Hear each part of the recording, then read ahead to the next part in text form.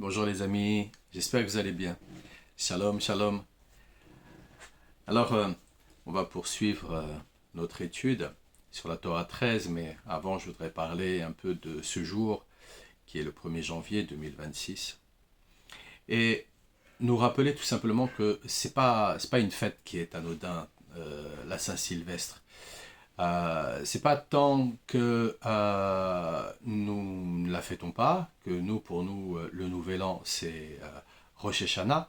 C'est pas tant que nous ne la fêtons pas, c'est que c'est surtout une fête manipulatoire, une fête manipulatoire qui est là depuis Jules César et qui ensuite va être reprise par Sylvestre et qui ensuite va être incorporé au calendrier par Grégoire XIII. Donc c'est pas tant une fête que nous ne fêtons pas, c'est une fête qui est totalement manipulatoire pour l'ensemble de l'humanité, qui depuis Jules César, eh bien, où il y a eu cette invention totale avec des fêtes, tout ça parce qu'ils ont toujours été contre les Juifs et qu'ils ne voulaient pas entendre parler d'un Dieu unique, ils voulaient garder le polythéisme. Alors, qu'est-ce qui s'est passé? Ce qui fait que ils ont continué à instaurer et pour instaurer ça, ils ont bien marqué dans l'ensemble de l'humanité, si vous voulez changer ces dates, il va falloir vous frotter à nous. Donc c'est ce qui s'est passé avec Jules César, où Jules César, il a exterminé les Juifs à Rome pour pouvoir imposer cette date. Et puis le pape Grégoire XIII, qui est l'un des plus grands antisémites, eh bien, lui a continué à instaurer la peur et la douleur donc auprès du peuple. Donc le peuple en lui-même, qui n'est pas juif, eh bien, a accepté tout simplement, puisque c'est toujours une histoire où on va nous faire croire à des choses par la peur. Donc au début, quand ça agit, on, on se laisse avoir par nos propres peurs, puisqu'il y a une suprématie de force qui est là et qui nous oblige. Et puis, année après année, décennie après décennie, siècle après siècle, et bien après ça devient carrément une vérité, et puis tout le monde a oublié. Euh, N'allez pas croire que nous allons oublier, au contraire, nous, on n'a pas oublié, mais en ce qui concerne en ce qui concerne cette date, c'est pas une date que nous ne fêtons pas, c'est une date que le monde entier ne devrait pas fêter. Ou alors tous ceux qui sont adorateurs de la Rome antique, les romantiques, et tous ceux qui sont adorateurs de cet empire et de cette monstruosité qui fait que ils ne voulaient surtout pas d'un Dieu unique. Ils voulaient surtout garder le polythéisme. Leur polythéisme en plus romain, c'était juste du copier-coller au niveau des Grecs. Hein. Donc au final, tout ce qu'ils voulaient, c'était juste garder le pouvoir. C'était de toutes les façons, comme il disait, je ne sais plus comment il s'appelait celui-là, il disait donnez-leur du pain et des jeux, et le peuple vous laissera faire vos lois. Donc de cet ordre-là, c'est ce qui se passe. Et c'est ce qui se passe à travers les âges. Et aujourd'hui, le peuple, il fête ça. Il fête la violence, il fête les guerres, il fête le pouvoir suprême qui veut écraser le reste du monde, il fête tous ces faux dieux, mais en ce qui concerne vraiment de la paix, du shalom, il ne va pas le fêter. Donc après, il y a quelques communautés à travers le monde, comme j'entends, des groupes qui font à ce moment-là, qui font des prières pour la paix et autre chose. Mais si eux-mêmes se fêtent le jour de l'an, si eux-mêmes se souhaitent la bonne année, ça continue, c'est pas, ça va rien faire. C'est comme si on essayait de vider l'océan avec un verre, hein. Euh, mais c'est exactement la même chose. Donc, on voit bien que dans, dans, dans, dans toutes ces lois qui ont été votées et qui sont toujours là en 2026, on voit bien que l'humanité, en fait, n'est pas prête à vouloir sortir de ce mensonge. Et ce mensonge lui est tellement imposé que sa matrice personnelle fait que il y croit.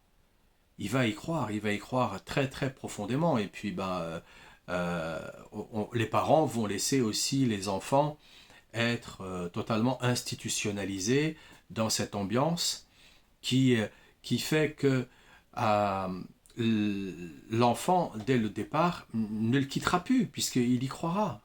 Et puis, comme tout le monde le fait, et que comme c'est difficile d'aller vers quelque chose dont on ne connaît pas, au final, on ne connaît pas. On ne connaît pas. Donc, on ne sait pas que Hachem, il vit avec nous dans cette réalité. On ne sait pas qu'il est là en permanence. On ne sait pas que toute la vie n'est pas du tout faite de hasard, hein. Et on ne sait pas encore en plus que bien souvent, les choix que l'on prend sont dictés par la matrice qui est déjà en nous. Donc en fait, on ne prend pas de choix, on ne fait pas de choix. On est complètement esclavagisé. Donc on est esclavagisé par les soi-disant choix qui sont faits par la matrice qui est conditionnée depuis notre naissance. Et puis quand il s'agit de notre alimentation, eh bien on est aussi complètement esclavagisé par les bactéries, les parasites et les champignons qui se trouvent dans notre microbiote. Donc on voit bien que là, le topo, il est pas clair. Le topo, il n'est pas clair. Sortez-vous, sortez, devenez responsable, ça c'est leur message, devenez responsable. Si vous vous aimez pas, c'est pas grave, les autres vont vous aimer. Vous voyez bien, la plupart des gens qui sont derrière les caméras, qui font des films, ou les acteurs, ou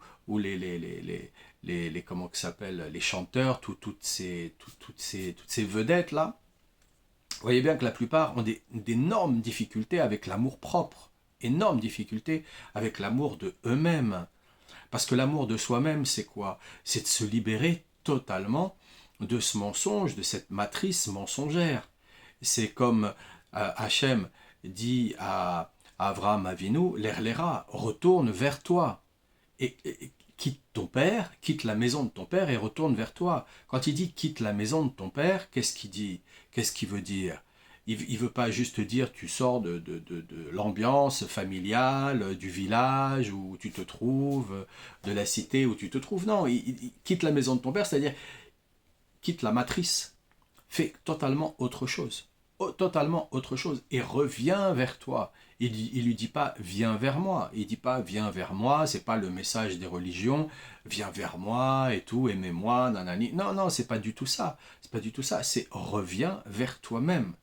Reviens vers toi-même, c'est reviens vers des choses simples, sorties des critères et des caractéristiques qui sont des nœuds, des cul-de-sac mentales liés à cette matrice institutionnelle et qui fait que l'être humain il est bloqué à l'intérieur. Alors on n'en sort pas comme ça d'un claquement de doigts.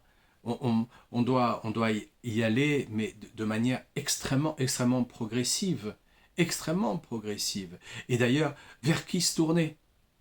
se tourner vers le monde des plantes entéogènes. Non, non, non, non, non, non, non, non, non, non. C'est comme faire un voyage en fusée ou c'est comme faire un voyage en avion à réaction. Ça va très très vite et puis après, ben, on comprend rien en fait.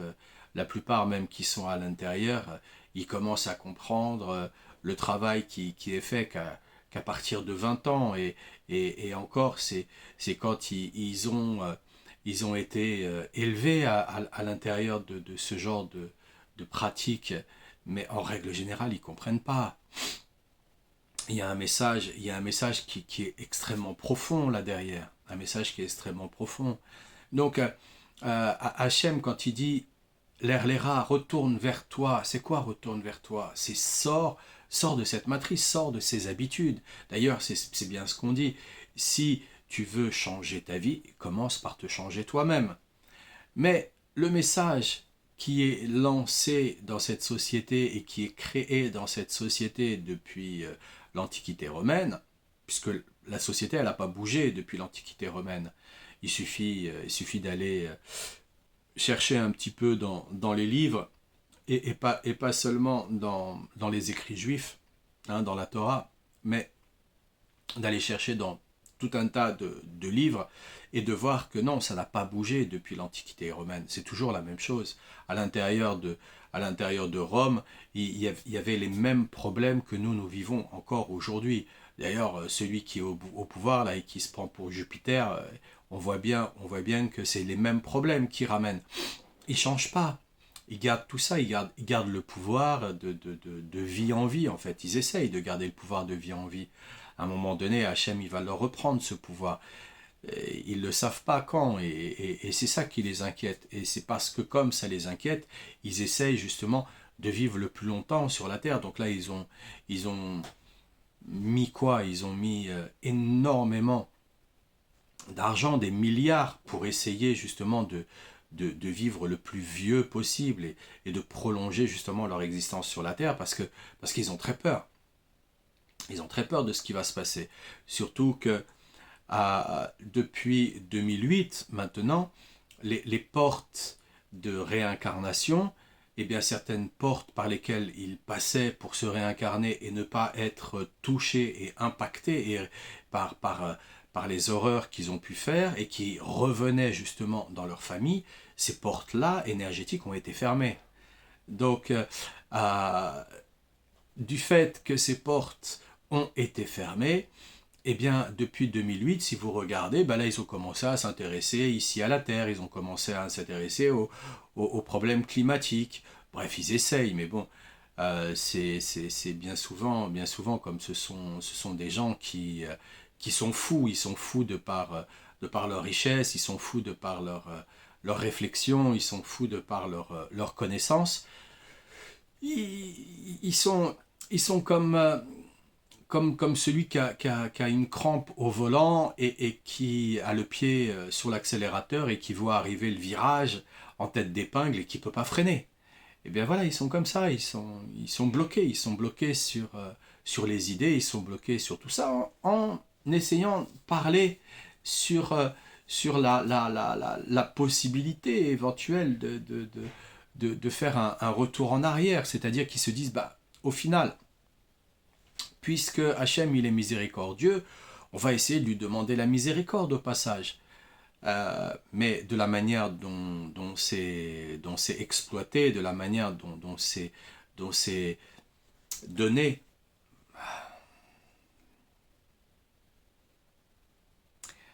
on voit pas véritablement de possibilité pour eux. On voit pas. Donc leur message, c'est un message qui emmène l'ensemble de l'humanité vers un désastre total, hein, dans lequel on est, hein, d'ailleurs. Hein, 300 milliards de dettes pour la France, et puis ne parlons pas des autres pays qui vont aussi chuter à cause de leurs dirigeants. Donc, le message, il est très pessimiste, très pessimiste. Mais en même temps, en même temps, c'est comme comme nos sages nous expliquent dans la Torah, où il faut descendre pour pouvoir remonter. Donc nous sommes en train de descendre. Bientôt, Bezrat Hashem, nous toucherons le fond. Et en touchant le fond, nous n'avons qu'une seule possibilité. Eh bien, c'est de remonter. Voilà. C'est ce que je nomme depuis le début de ce siècle. Je nomme ça, j'appelle ça la méditation de la chaussette. C'est-à-dire que on arrive à un moment donné dans son mental, on arrive à en avoir marre d'en avoir marre. Et donc, comme on est au bout du bout, alors à ce moment-là, hop, on se retourne. On se retourne. On se retourne. On se retourne pour être lavé. On se retourne pour être lavé, parce que généralement, on met son linge à l'envers pour faire des machines. Donc, dans l'éventualité que ça arrive plus vite que nous le pensons ou que nous l'imaginons, hein, puisque de toutes les façons, la date en elle-même, il n'y a que Hachem qui la connaît, puisqu'il est en train de faire du tri sélectif. Eh oui, eh oui. Chaque âme ici incarnée sur la Terre est en train d'être triée. C'est pour ça qu'il y a 8 milliards, voire plus, d'individus qui sont ici sur la Terre. C'est tous ces individus, voilà, on s'est fait prendre par la culpabilité, on s'est fait prendre par le mensonge, on s'est fait prendre par l'imaginaire, on s'est fait prendre par cette illusion de la réalité, on y a cru, quand on est passé de l'autre côté, on nous a mis aussi dans des mondes imaginaires, donc on y a cru aussi, et donc on sait qu'on n'est pas à notre place, on sait qu'on a quelque chose à faire, on sait qu'on veut aller de l'avant, mais comment le faire? Comment le faire? Donc c'est pas ce message-là du 1er janvier qui nous aide, pas du tout. En plus avec ces bonnes résolutions, on sait bien que à chaque fois que les gens prennent des résolutions à ce moment-là, ben, ils les tiennent à peine un mois. De plus de ça, aller fêter le nouvel an, une nouvelle année dans un moment où tout est mort, puisqu'on est en plein hiver. On est en plein hiver, plein hiver. Non, le nouvel an, il se retrouve à un autre moment, à un autre moment. Et puis le nouvel an, il a strictement rien à voir avec le soleil. Strictement rien à voir avec le soleil. Le, le, le nouvel an, c'était une association entre le soleil et la lune. C'est comme si d'aller annoncer que le pouvoir appartient qu'à l'homme. Mais l'homme, il ne crée pas d'enfants. Si Hachem, il avait voulu que les hommes créent des enfants, il aurait fait en sorte que les hommes créent des enfants, mais il ne crée pas d'enfants, l'homme. Donc, le pouvoir, il est partagé entre la femme et l'homme au sein même de la maison, au sein même du couple. C'est un pouvoir dans la maison. C'est un pouvoir dans la maison pour éduquer les enfants, pour les élever, afin que les enfants puissent justement savoir ce qu'ils ont à faire ici, sur la terre. On n'est pas venu ici sur la terre pour boire des cocktails sur la plage, hein, ou chanter des chansons dans des concerts, hein, ou faire des films. On n'est pas venu ici sur la terre pour ça. On est venu ici sur la terre pour réparer nos âmes.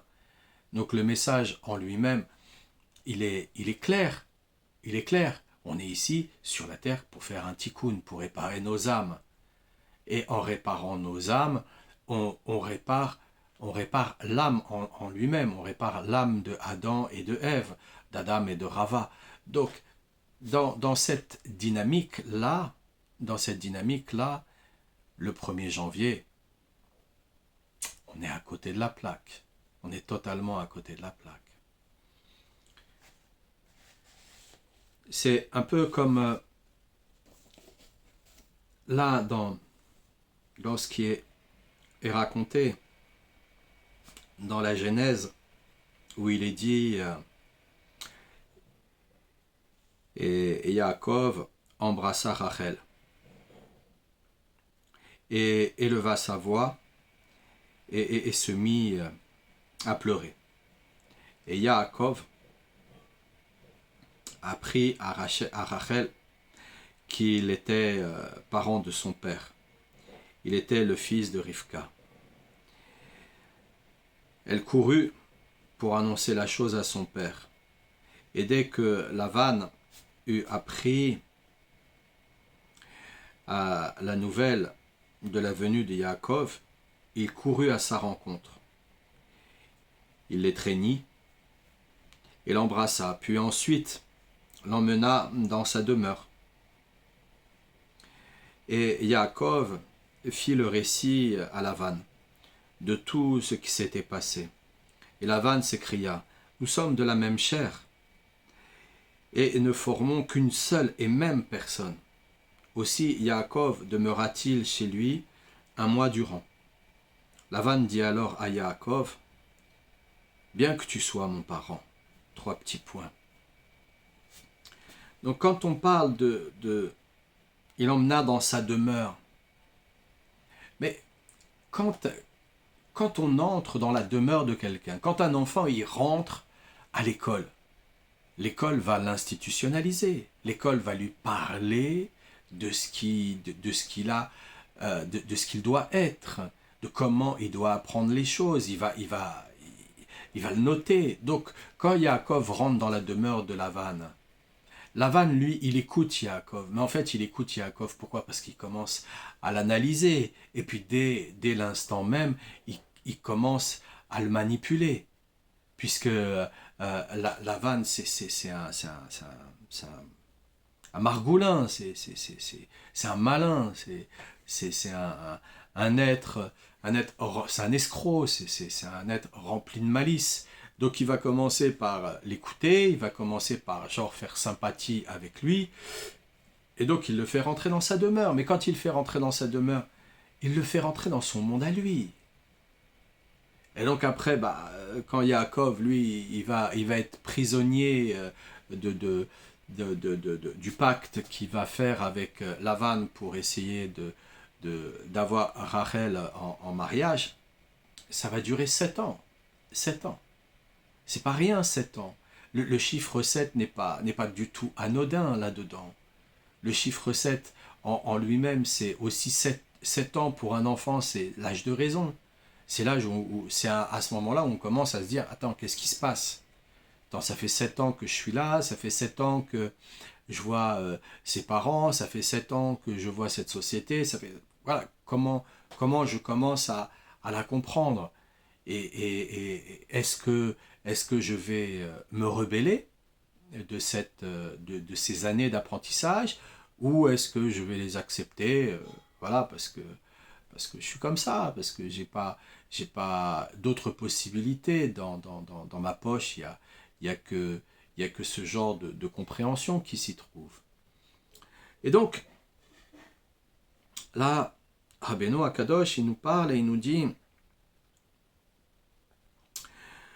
lorsque Yaakov embrassa Rachel et éleva sa voix et se mit à pleurer. Eh bien, en fait, c'est plutôt Rashi qui nous a commenté ça. Il nous a commenté ce passage de la manière suivante. C'est, il a vu, inspiré par l'Esprit Saint, qu'elle ne serait pas enterrée avec lui. Donc Yaakov, il a vu, inspiré par l'Esprit Saint, que Rachel ne serait pas enterrée avec lui. Donc c'est pour ça qu'il s'est mis à pleurer. Donc il a élevé sa voix. Mais c'était pas la voix, il s'est élevé lui. Il s'est élevé lui. Lui, il s'est élevé. Il a vu Rachel et il s'est connecté. Il s'est connecté. Alors, Rachel, ça signifie en hébreu brebis. Comme il nous l'écrit là, il nous explique ça et il nous dit, voilà, Rachel, ça signifie en hébreu brebis. Et voilà. Et donc, à chaque fois qu'on veut de la laine, on va tondre la brebis. Et en tondant la brebis, on s'aperçoit qu'à chaque fois, la brebis elle refait de la laine fraîche et de la laine vierge. Donc, en fait, Rachel, elle est vraiment la mère de l'humanité. Elle est celle qui est l'abondance. Elle est synonyme de l'abondance. Elle est synonyme de la vie, de l'abondance, de celle qui va nous habiller, parce que c'est de la laine, et qui va nous couvrir, qui va nous protéger du froid, hein, qui va nous maintenir au chaud. C'est important d'être maintenu au chaud.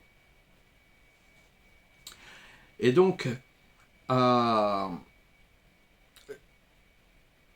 va comporter beaucoup de significations, être maintenu au chaud. C'est qu'est-ce que nous cherchons le plus dans notre vie, si ce n'est des vrais conseils, des vrais et des bons conseils qui vont nous permettre justement de continuer à avancer sur notre route et de ne pas nous perdre. Eh bien, être maintenu au chaud, c'est avoir un bon conseil.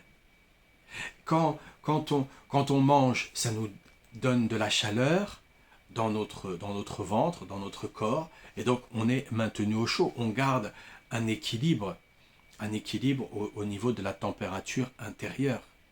Un individu qui jeûne et qui ne bouge pas, qui n'a pas une activité physique modérée, bien entendu, eh bien, va se refroidir. Et en se refroidissant, il est dans un inconfort.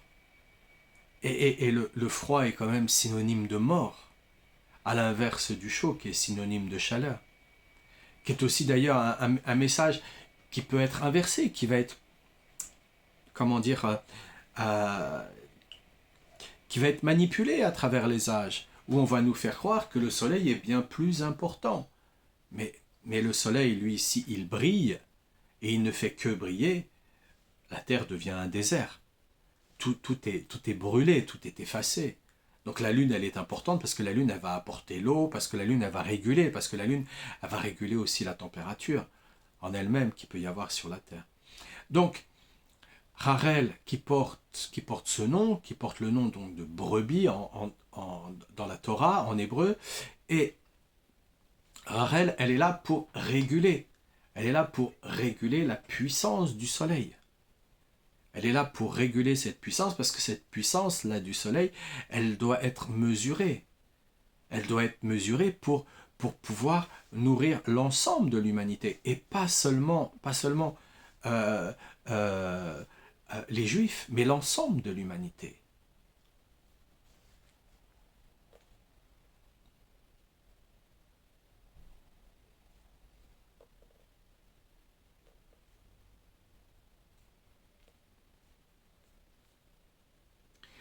Et les sages d'Israël et nos érudits, nos chacham, ils découpent à partir de la Torah orale les règles des décisions halakhiques et ils expliquent que, comme qu'il est écrit dans le proverbe, tu auras des brebis pour te vêtir. Donc, si tu as des brebis pour te vêtir, ça veut dire que Rachel, elle est à la base même de l'abondance de l'humanité. Elle est à la base même de la vie de l'humanité. Puisque une humanité qui n'a pas d'abondance, une humanité qui meurt de faim, elle meurt, elle disparaît. Une humanité qui meurt de froid, elle meurt, elle disparaît. Une humanité qui meurt de soif, elle meurt, elle disparaît. Donc que Dieu nous en protège de tout ça.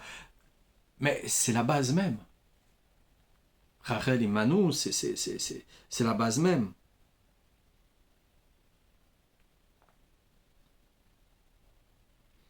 Et comme il est dit aussi dans Isaïe, tu possèdes un vêtement, sois notre dirigeant. Donc, si Rachel, elle est la brebis, si c'est de elle qu'est tirée la laine, qui va faire nos vêtements et qui va nous nourrir et qui va nous abreuver.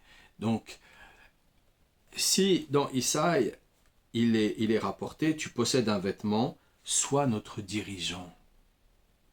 C'est bien que tant que nous allons attendre les femmes qu'elles reprennent leur pouvoir initial, le pouvoir d'apporter le shalom dans la maison, le pouvoir d'apporter le shalom dans la maison.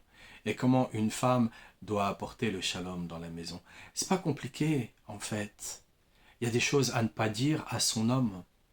Il y a des choses à l'encourager.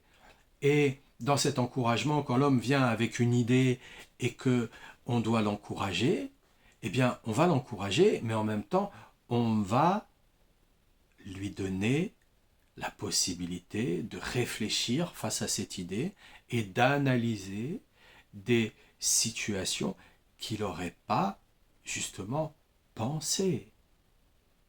Et là, naturellement, parce qu'il ne s'est pas retrouvé face à une femme qui l'a découragé, ou face à une mère, pire encore, qui le décourage, alors à ce moment-là, l'homme, qu'est-ce qu'il fait? Il réfléchit, il se dit, ah oui, mais au final, je, je me suis peut-être un peu enflammé sur mon idée, je vais peut-être un peu la travailler, je vais voir que ça demande du temps, je vais voir que ça demande de l'effort, je vais voir que ça demande du courage, je vais voir que ça demande de la détermination, je vais voir que ça demande de la volonté. Est-ce que j'ai tout ça en moi pour aller vers ce projet-là? C'est pas compliqué pour une femme en vérité. Et pour un homme, c'est pas compliqué non plus d'apporter le shalom dans sa propre maison. C'est pas compliqué. Il regarde sa femme, il la regarde avec ses yeux,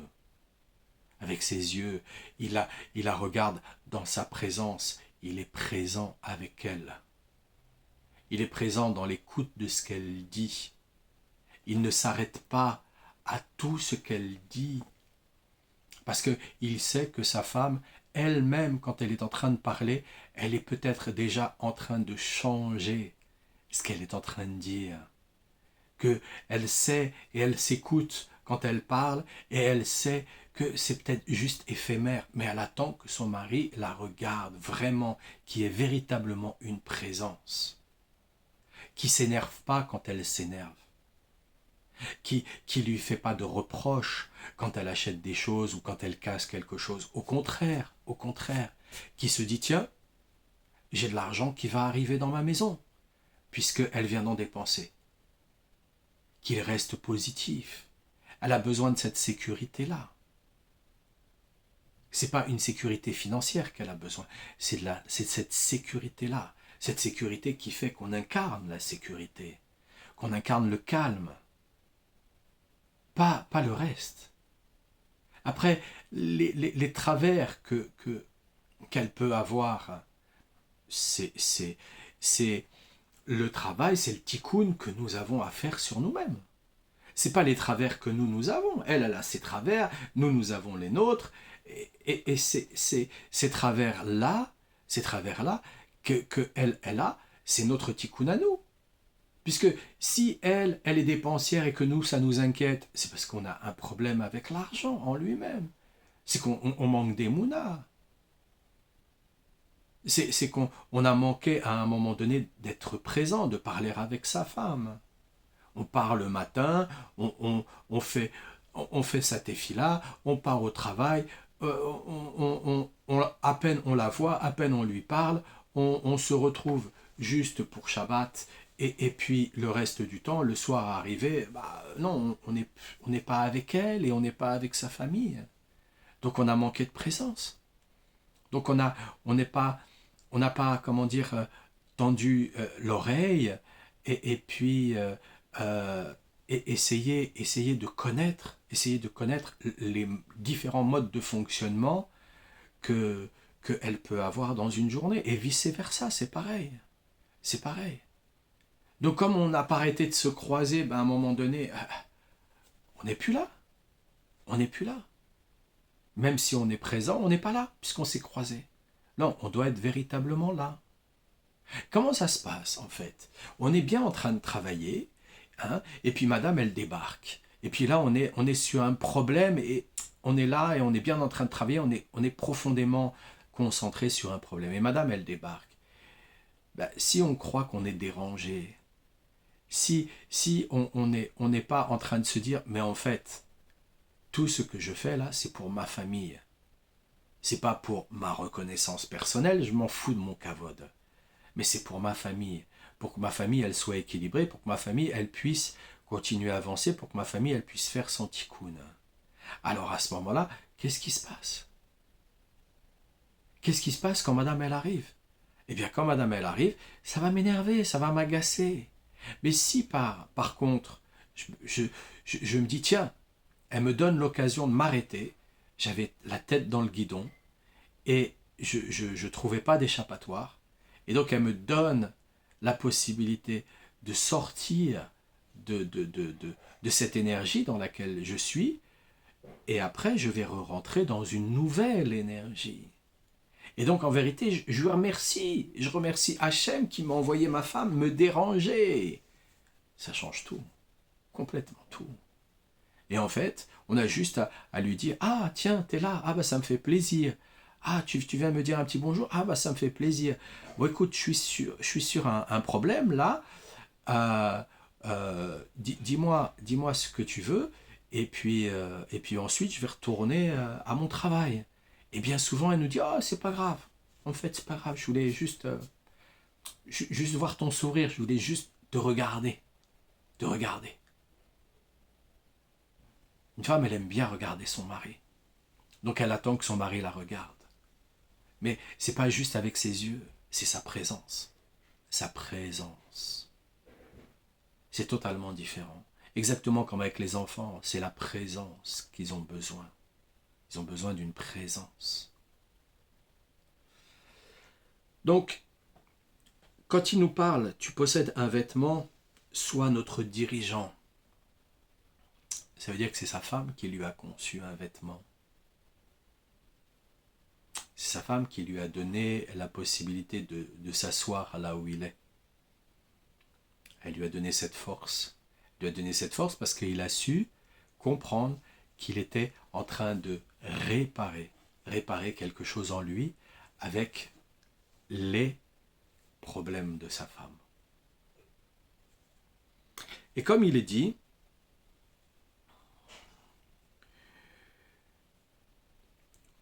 lorsqu'un juif sincère étudie la Torah, alors c'est comme si le Tana l'embrassait. Et qu'il embrassait le Tana lui-même à son tour. Parce qu'il procure une grande joie au Tana, comme il est dit dans le verset qu'on a cité plus haut. Ses lèvres remuent dans sa sépulture. Donc, il est en communication avec le Tana. Donc, si nous voulons être dans un Shalom Bayit, eh bien, nous devons être en communication l'un avec l'autre. Et c'est pas parler forcément. La communication, c'est aussi physique. C'est pas juste verbal. C'est l'ensemble. Si on écoute quelqu'un et qu'on est énervé, elle le comprend. La personne le comprend. L'individu comprend l'énervement, peut-être pas sur le moment, mais il comprend qu'il y a un décalage. Si on n'y met pas son cœur, il comprend qu'en fait on écoute juste avec sa tête. Alors que chacun d'entre nous, homme comme femme, on demande à être entendu avec le cœur de l'autre. La tête, ça passe. La tête, elle est remplie de conditionnements. La tête, elle est conditionnée par une matrice. Et plus on avance sur le chemin spirituel, et moins on s'en sert de cette matrice. Et quand on arrive à une pureté mentale, hein, la télépathie, c'est une pureté mentale. Quand on arrive à une pureté mentale, alors à ce moment-là, on a le cœur qui est ouvert. Donc, plus on apprend à vivre avec le cœur, à écouter avec le cœur, à aimer les choses qu'on veut, l'erlera, c'est aime-toi, c'est aime les choses que tu veux. C'est pas juste fais des trucs comme ça pour que les autres ils t'aiment, ou pour avoir de l'argent, ou pour avoir de la reconnaissance. Que Dieu nous en préserve de tout ça. C'est pas ça. C'est fais les choses parce que tu les aimes. C'est pas parce que tu as envie. L'envie, non, on a envie avec des besoins. Des besoins, les besoins corporels, manger, dormir, etc. On a envie, c'est des envies, mais pas ces choses-là. L'amour, c'est au-dessus des envies. L'amour, elle est associée au vouloir. On le veut vraiment. Alors, parfois on le veut avec juste qui on est, donc c'est juste 1%. Mais ce petit pourcentage, il est très important parce qu'on n'est pas tombé à zéro, que Dieu nous en préserve. 1%. Et de ces 1%, on peut monter à 2 et jusqu'à 100%. Jusqu'à 100%. D'ailleurs, il est dit, quand on aime la Torah, qu'on l'étudie et qu'on fait, on fait la tefila et qu'on aime la tefila, on est nourri, on remonte. Il y a des gens qui, ah non, c'est trop dur, ah faire la tefila c'est trop long, ah étudier, ah non, j'aime pas ça, etc. etc. C'est parce qu'ils n'aiment pas. Ils n'aiment pas. Et pourquoi donc ils vont le faire. Ils vont le faire parce que par obligation, parce qu'ils n'ont pas eu justement un parent ou un professeur qui leur a appris à aimer, à aimer, à aimer, à aimer, à voir qu'en fait ils sont en train de nourrir leur neshama, nourrir leur neshama. Et donc comme ils n'ont pas vu ça, ça leur est très difficile, ça leur est très difficile. Je vous assure, moi je vous parle en connaissance de cause. En connaissance de cause. Moi, il m'a fallu apprendre à aimer apprendre. À aimer apprendre. J'allais pas à l'école. J'allais pas à l'école. Et j'allais pas à l'école comme tout le monde. C'est-à-dire que quand il fallait aller à l'école, eh bien, on avait quoi 4 jours et demi d'école par semaine. Mais il y avait forcément 1 jour et demi où j'allais pas dans la semaine. Et ma mère, elle me disait rien. Ma mère, elle me disait, ah, tu veux pas y aller? C'est pas grave, mon fils, viens avec moi. Voilà. Et puis on allait découvrir la vie, on allait partager ensemble. On allait partager la vie ensemble. Elle n'était pas là à m'obliger, mon père encore moins. Mon père me disait, oh, tu sais, c'est pas pour moi, hein. C'est pour toi. Hein. C'est toi qui es en train de faire ta vie, c'est pas moi. Moi, je fais mon devoir. Voilà. La maison, à manger, tu as des vêtements propres, je fais mon devoir. Toi, tu es en train de faire ta vie, toi. Donc c'est pour toi. Donc j'ai appris à apprendre à aimer ce que j'étais en train d'apprendre. Parce qu'à l'école, il ne me donnait pas la possibilité d'aimer ce que je faisais. Il ne nous donne pas la possibilité d'aimer. J'ai rencontré très rarement des professeurs qui nous donnent la possibilité d'aimer ce qu'on est en train de faire. Hein, on nous oblige avec des bonnes notes, avec des sanctions, c'est la carotte, etc., etc. Ça ne marche pas avec moi. Moi, je suis hors compétition. J'ai jamais aimé la compétition. Jamais aimé. Quand j'ai fait du sport, ils ont voulu que je fasse de la compète parce que j'étais bon en sport. Je dis non, j'en veux pas. Et je coupais, j'arrêtais le sport. J'arrêtais, mais c'est comme ça, c'est en moi, c'est dans ma nature. C'est comme ça, il n'y a personne qui me l'a appris, c'est comme ça. Mais par contre, il fallait que j'apprenne à aimer, à apprendre. Parce que cette société, l'école, ne m'a pas appris à aimer, à apprendre. Et quand on aime à apprendre, on s'aperçoit qu'on est nourri de l'intérieur. On s'aperçoit que on arrive dans l'apprentissage. Bien souvent, j'arrive dans ma tefila, je suis super fatigué. Mais vraiment super fatigué. En plus, plus je prends de l'âge et plus je suis fatigué. Donc j'arrive, je suis super fatigué. Et quand j'en sors, je suis bien dynamique. Comme là maintenant, où j'arrive là dans la vidéo, vous regardez un peu, ça commence. Puis là, j'arrive vers la fin, je suis bien dynamique. Pourquoi? Parce que ça me nourrit. Ça me nourrit. Donc si ça me nourrit à moi, ça nourrit tout le monde. Hein?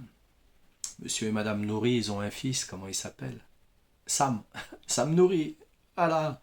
Alors, plus on va de l'avant, plus on va de l'avant, plus on aime, plus on aime, plus on y met de la volonté. Plus on y met de la volonté, c'est des objectifs, on veut ça.